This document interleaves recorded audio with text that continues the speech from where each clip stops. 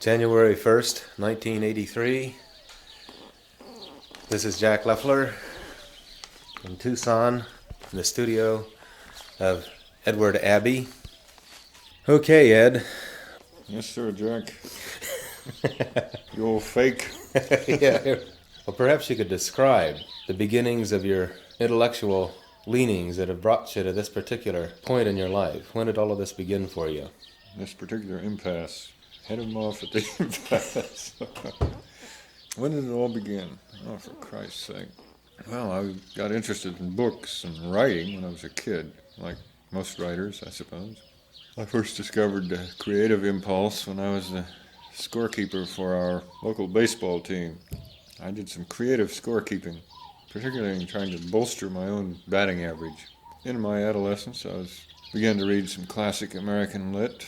I had a couple of good teachers in high school who introduced me to Hemingway, Thomas Wolfe, Sinclair Lewis, and I read a lot.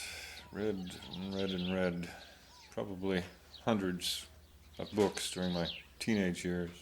And a couple of years in the Army over in Italy at the tail end of World War II.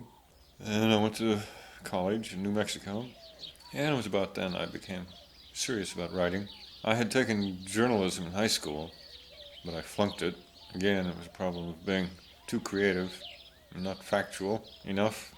In college, I majored in literature and philosophy, and discovered the best way to get through school was by studying the professors and writing well as best I could.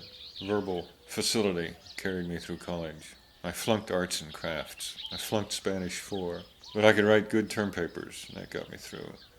I started a novel my last year in college, way back in spring of '51 at New Mexico.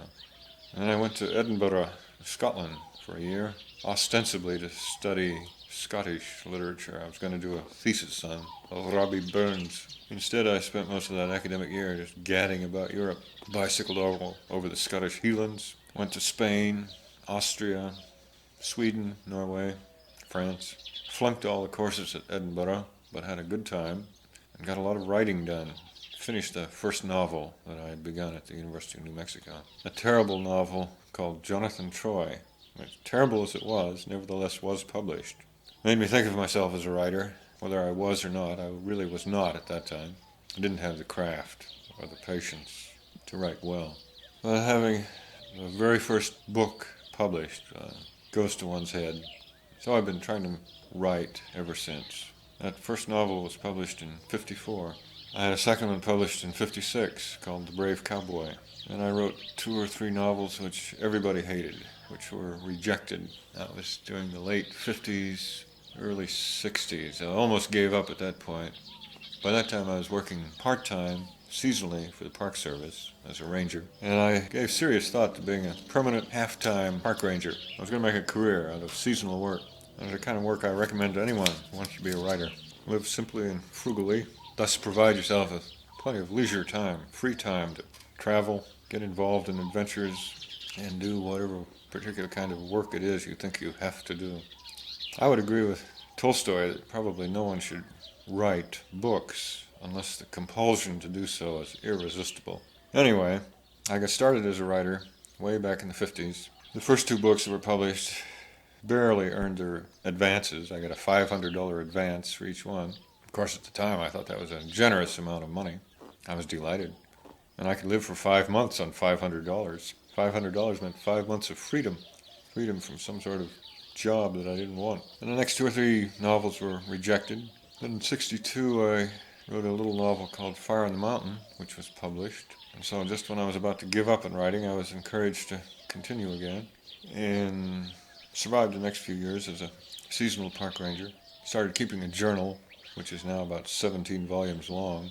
I still have 20 volumes to go to catch up to Thoreau. In the mid-'60s, I was advised by a publisher to write a book about my experiences as a park ranger.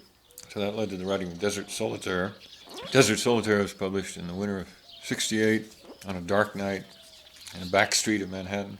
But it got some good reviews and enough of an audience so that I've been able to make a living as a writer ever since about 1970 or so.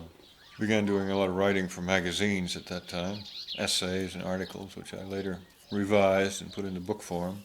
Wrote a couple more novels, The Monkey Wrench Gang, which was published in '75, and Good News, which was published in 1980. Since then, I've been working on another novel, which I may call Adventures of the Barbarian, which I hope to finish in a year or so from now. Should be published about 1984. Time to get out of the country. So that's, in outline, is my literary career, if you can call that a career. I don't think of it as a career. I don't think of writing as a career. For me, it's just a passion, something I had to do. What thinkers have influenced you? I majored in philosophy in college, as I mentioned, and so I've always been interested in ideas, fascinated by ideas. I had some acquaintance with all the classical philosophers, especially of the West, Greek and European philosophers, during my student days. But I can't say that any one of them had any great influence on my life. Probably, for me, the most influential writers or thinkers have been people like Thoreau and Bertrand Russell, who combined philosophy with action, with doing things in the world, which is why I admired him so much. I could never understand his technical philosophy, of course, the mathematical logic that he pioneered, along with Whitehead and others. Probably I've been more influenced by novelists, fiction writers, than by formal philosophers. People like Tolstoy, Thomas Mann, Mark Twain, D.H. Lawrence, and H.G. Wells, those opposites, and many other writers. I can't think of any major influences in my life. Probably just my love of the natural world, the love of beauty and ideas, the love of falling in love, traveling, moving about, getting involved in things. I've usually been a semi-activist or a half-hearted fanatic for one cause or another for most of my life. All those things have led into the making of the kind of books that I write. The Bible, I was brought up in a Presbyterian Sunday school. That must have had some influence on my life.